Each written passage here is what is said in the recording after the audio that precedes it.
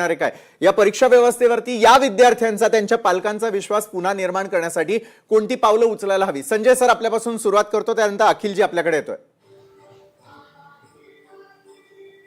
विशाल साधी गोष्ट अशी आहे, मुळामध्ये नवनाथ बन जे म्हणतात की पंजाबमध्ये आंदोलन केलं पाहिजे, तर पंजाबमध्ये आंदोलन करावं. नवनाथ बन स्वतः करावं ना, भाजपनं करावं. भाजप पंजाबमध्ये विरोधी पक्षामध्ये आहे, तर भाजपनं ते करावं. यांनी करावं त्यांनी करावं हे सांगण्याची काय आवश्यकता नाही. दुसरी गोष्ट जी आहे ना, मला कळत नाही की आपल्याला जो विरोध करतो तो देशद्रोही आहे.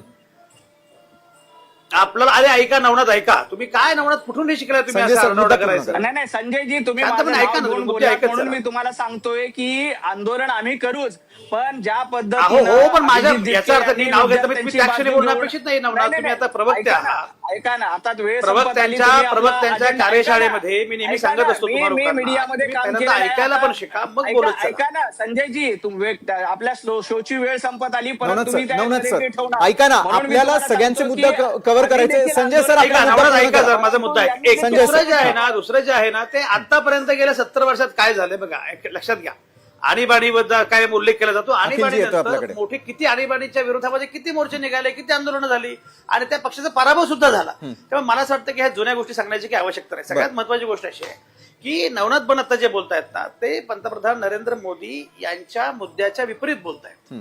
कारण मोदी साहेबांनी स्वतः मान्य केलेलं आहे की हे जे आंदोलन होतं हे विद्यार्थ्यांचं होतं आणि मोदींनी स्वतः डिअर फ्रेंड्स म्हणून इंस्टाग्रामवर या सगळ्या मुलांना उद्देशून अगदी निवेदन केलेलं आहे. एकदा नाही दोनदा निवेदन केलंय आणि त्यांनी मान्य केलंय की तुमच्या भविष्याचा हा प्रश्न आहे, मी त्याच्याबद्दल मला मान्य आहे. असं जर पंतप्रधान म्हणतायत आणि नवनाथ बन मात्र हे विद्यार्थ्यांचं आंदोलन विद्यार्थ्यांचं नाहीच आहे असं म्हणतायत, असं कसं चालेल?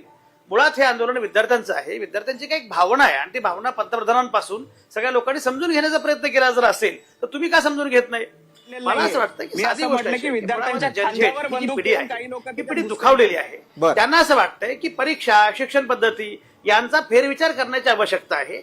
म्हणून जर ही पिढी आंदोलन करत असेल तर त्यांना त्या पिढीची स्वप्न, त्या पिढीची दुःख, त्या पिढीच्या मागण्या म्हणून समजून घेतलं पाहिजे.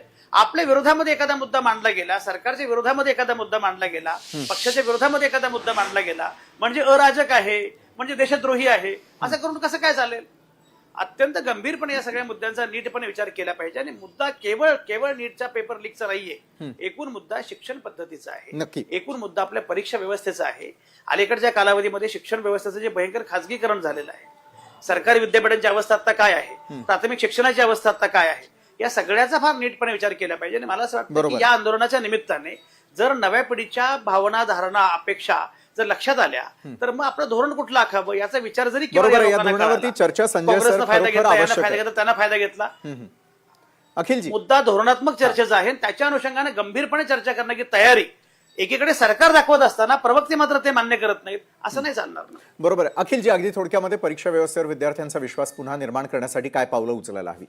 विशालजी, मी थोडक्यात बोलायला तयार आहे, परंतु तुम्ही जे काय थोडकी वेळ आहे ना त्याच्यात पण जर मला वाटतं व्हॉइस त्यांचं कमी गेलं ना, ते मध्ये बोलतायत, तर फार तुमची मेहरबानी होणार. अन्यथा मला एनर्जी वेस्ट करण्यात काही स्वारस्य नाहीये यांना समजवण्यासाठी. आता काय आहे माहिती का, ही एक स्ट्रॅटेजी आहे भारतीय जनता पक्ष. हे वेळ काढूपणा करायचं, उगीच वाद घालायचे, उगीच दिशांतर करायचे.